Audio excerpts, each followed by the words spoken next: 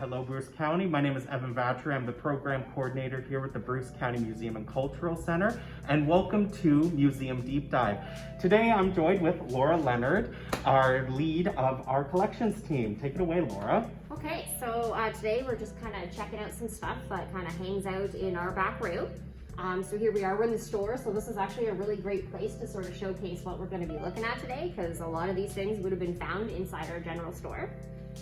So the first thing we're having a look at actually is a cheese dish. Okay. So not something that you would see on your table, or not likely to see on your table today.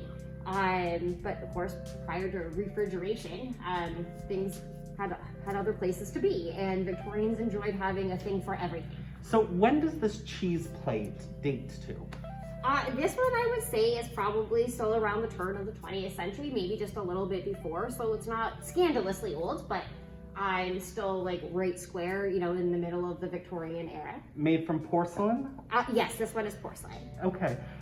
Now, cheese, was that a big thing in the Victorian diet? More so than it is today? Because I know everybody nowadays seems to be melting cheese literally on everything. Oh so. Yeah, I put cheese on everything. So yes, I'm one of those cheeseaholics exactly. as well. But yeah, I you know what I really think it is. I mean, if you read period literature, you know, that kind of thing, you'll often see that, you know, bread and cheese is kind of like crackers and cheese for us. Okay. That kind of a snack. So I mean, Victorian meals were courses on courses on courses.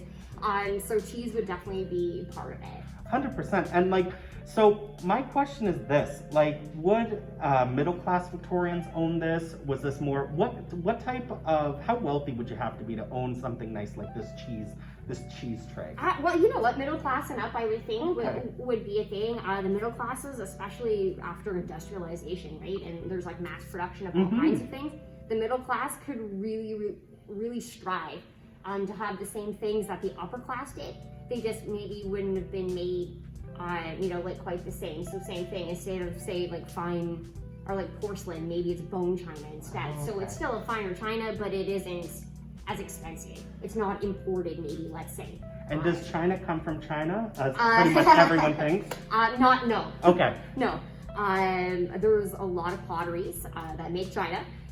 In Britain, there still is, but I mean, Britain definitely had a huge explosion with the Industrial Revolution, and making their own sort of china was one of those things. Well, thanks, Laura, for showing us this lovely cheese plate, and stay tuned for upcoming episodes of Museum Deep Dive. Thanks for tuning in, guys.